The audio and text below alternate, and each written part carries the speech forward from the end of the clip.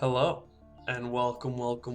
We have finished 50 more games. So we are at 100 games of Terraforming Mars Solo Challenge. We've mixed in a lot of variety here and there along the way, but this is just looking at the 100 games we played of standard, load into the app, hit the button, pick a corp, and I am so excited. So let's just jump right into it. Obviously, I've already pulled the thing down, done a little sneak peek. Look at the comparison of this. The win rate between Season 1 and Season 2, our 50 games versus these 50 games, huge improvement. We've figured out some of the corps that were giving us a hard time before and changed our strategies to accommodate for that, so the win rate has gone up. And then also our max score, new record run of 131 has been trounced by our Phobo log run of 150. Fan-frickin-tastic. Very cool comparison. Next thing I want to look at is easy mode. These are the corporations that we considered easy because in this season, I got a 100% win rate with them, right?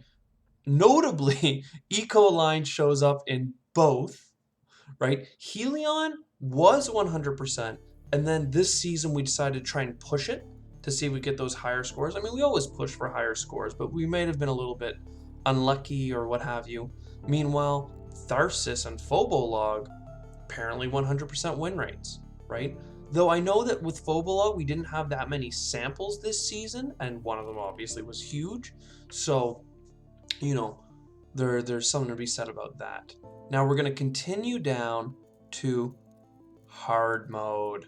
Hard mode, you can see we had lots in Season 1. This is less than a 33% chance of winning. But basically, UNMI, we had a 0% win rate with them. Credit Corps, Mining Guild, and Thorgate, we had like 20 to 25%. And then Phobolog, our easy mode now, we were at 33. They were just inside. That's why I've ordered them this way. And you can just see that we've changed up our strategies for this. But again, I'm sure that other than Ecoline, like these ones are obviously in the easier side, but they're not like that 100% guarantee. With more samples, we could have seen Phobolog dip, and they might not be in the easy mode, because I do know that they have an advantage in that you never pick Phobolog unless you have space cards and or titanium production, because you literally couldn't do anything turn one because all you have is really that $40 of titanium. I mentioned that last time, so I don't want to go too far into it. But hard mode this season, we only have Credit Corps, and Credit Corps just, again, is basically on the same level as Phobolog was last year, 33%. 33% win rate. Definitely on the hard side, and I don't know why. Like, I feel like Credit Corps is like Terractor in that you have so much money and a decent passive, but the way we play, just can't seem to figure it out. Hopefully in Season 3 we can wrap up our strategies and clear out hard mode, but we'll see. Next up, I have something a little bit more special. Let's visualize. Don't get overwhelmed too quickly on this one. It basically just shows our 100 games going from 0, which really should be at 1, to 100 all the way here. And down this 50 line is the end of Season 1, right? And then I put in some trend lines. I was going to experiment with the rolling averages and stuff, but I think the trend line does a better idea of showing overall.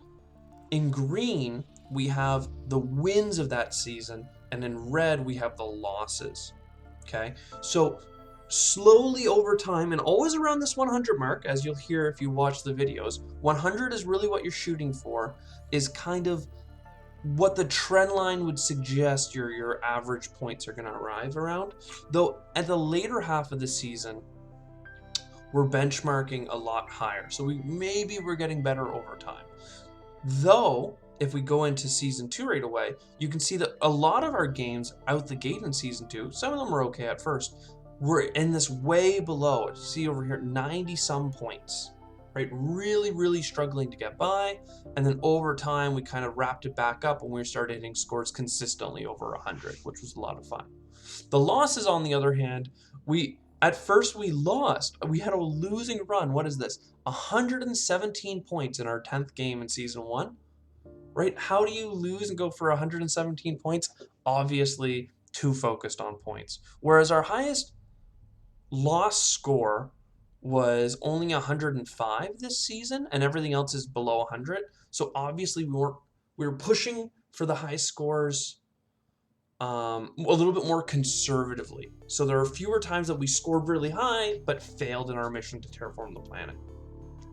You can see that over time our losses were trending downwards, which to me kind of reinforces the same thing. At first we were willing to go for the high scores and then lose more consistently, whereas like our lowest score I think is what, 63 and 62. Those are games that are just, no luck, nothing off the ground, just bad. It's gonna happen to the best of us. Don't get your hearts down. But I think that a lower average score for your losses means that those losses were truly bad runs, opposed to runs that maybe had something going on and you could have strategically done something different. Like there's no way you can win the game with 60 some points. Though apparently our lowest win is 77 over here. So anyways, this is a fun little chart. You can see this is our big 131 win with Tractor in the first season, and then we waited all the way until here. Bam, 150 with Phobolog. Though note that this scale goes from 50 to 150. So zero's way down, whatever. This is a better way of showing this range, I think, of what you would expect. And somehow wins tend to be around 100, which is just, a very good rule of thumb thing. And remember, when you hit generation 10, start terraforming. Anyways, now we're going to get into the holistic view, the 100 game summary. Okay, so I've organized, this time I'm not going to do a very slow reveal. Boom, there you go. What are the win rates? Overall, with 7 attempts with Credit Core, we have only got 29% win rate. So obviously that's our sore spot, though very, very notably, UNMI is now all the way up to 50%. We've done huge numbers. What also blows me away is Mining Guild. Mining Guild is the only corporation that we've done this 2 or 3 times. We finished terraforming in the 13th generation. Because if you hit the metals cards, you're good. Otherwise, some reason we're not getting over that hump. 3 in the 50s show anyways, moral of the story is this is below 50%. That I guess could be a hard mode overall, but we'll try and change up this definition. Credit Core's gotta get out of there, right? They're not bad, are they? Anyways, UNMI, Thorgate stuff, 50%. Phobolog, only 5 attempts. That's because one of their attempts we had to rule it out from the ruling, so you can actually see down here it's 99 instead of 100. It was a game, we just called it, it was like an outlier in that there was a error made, between, keyboard and mouse. So we had a chat about it and we decided to pull that sample out. That was game 75, I think.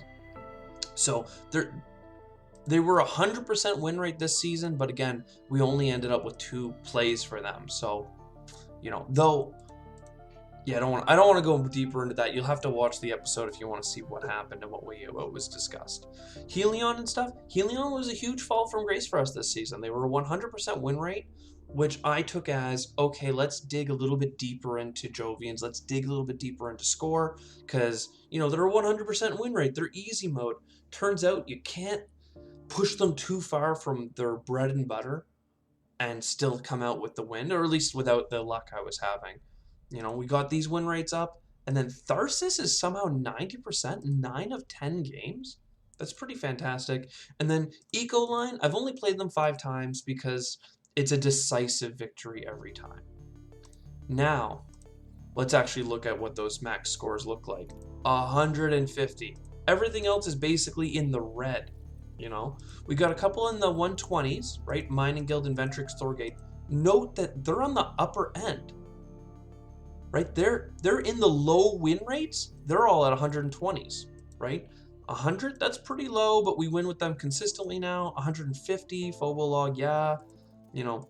130 Tractor, 120. And then Ecoline, sadly, you're consistently going to win with Ecoline, and you can break, 100 points, but you're just not quite getting off and running away with it. Now, if we open this up a little bit more, you can see the averages. Obviously, Phobolog has very few runs that have won and one of the highest scores, so they're going to trend into a very high average. But overall, most companies can average about 100. It's not really swang. Like, none of them are below 90, and none of them are over 110, other than Phobolog, which I said is kind of its own thing. It really needs more runs in the win column. So, super interesting stuff. Min scores. I always find it fun to look at the min scores because our Phobolog wins, our minimum win was 101 with our maximum. So that means that if you win with Phobolog, you're probably going to do well. But, some of them as high as 94. But if you can find a double green, that's a big deal. 96, 121, yeah. Losses. The lowest loss we've ever gotten, the 62 we saw earlier, the 63 was Credit Core, yada, yada, yada. Meanwhile, with Tharsis, remember, they only have one loss out of 10 games. The lowest score that they have with their one loss is 106. 106 was their only loss. My God. Though, that doesn't hold a candle to Ecoline, which has a blank, because there's just nothing there. But super interesting, super cool. And yeah, I don't know how much there is to talk about now. You can see that, UNMI, we had lost with them 4 times, but the average or the minimum that you get isn't so bad. Open it up, you can see, well, the maximum score, obviously Saturn Systems, huge output. That was the 117 we saw in Season 1, and was still a loss. Right? Credit Core, 107 points, lost. Right? It's just crazy, right? Whereas obviously Tharsis is just a blank of 1. But this for me shows that, like, obviously Saturn Systems, as you'd expect, has tremendously high average scores despite it having a number of losses. Right? Meanwhile, these average scores are quite low because if you can't get anything off the ground with Mining Guild, Credit Core, Inventrix, Thorgate, you're kind of just boned. So, anyways, I think that's a good representation of 100 games. We're going to keep pushing. I like to go back to this win rate attempt stuff. What do we have to do with Credit Core to make it better? We've tried a lot of the one-card challenges and stuff. Obviously, they are very powerful in that you can buy out the greeneries and stuff at the end because they're over $20. So how can we move these numbers up? How can we move these down? But for the time being, Tharsis and Ecoline, consistently very powerful in solo, whereas, Credit Core and Mining Guild tend to be really hit or miss. And then a number in the 50s, a number in the 67s for some reason. I hope you enjoyed. I sure did. I love these stats videos. I can't wait for Season 3. And if you have any ideas on how to improve the show, whether it's the runs themselves or the statistical overview that I give here, I love the feedback. I love the comments. Keep them coming. I can't wait. So, anyways, it's been a blast, and I will see you next time.